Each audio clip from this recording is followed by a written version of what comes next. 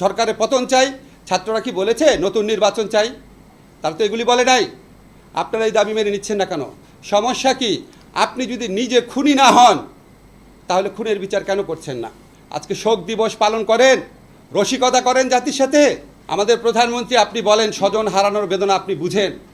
Sorry, আমার কাছে মনে হয় স্বজন হারানোর বেদনা আপনি বুঝেন, শুধু নিজেরটা বুঝেন। ডাকসুতে ঢাকা বিশ্ববিদ্যালয়ের ছাত্রদের ভোটে নির্বাচিত সভাপতি, সাবেক সভাপতি নুরুল হক নূরকে কিভাবে টর্চার করা হয়েছে রিমান্ডে এই ধরনের টর্চার বাংলাদেশের সংবিধানের আর্টিকেল 35-এর সুস্পষ্ট লঙ্ঘন। রিমান্ডে নুরুল হক নাহিদকে যে অত্যাচার করা হয়েছে, তার সারা গায়ে আমরা যে আঘাতের চিহ্ন দেখেছি, এগুলি সংবিধানের সুস্পষ্ট লঙ্ঘন। আজকে রিমান্ডে নূরকে এইভাবে মারার পর আবার রিমান্ড দেয় আদালত।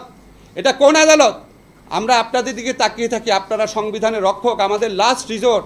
আপনাদের কাছে আপিল করছি, সুস্পষ্টভাবে সংবিধানের যে লঙ্ঘন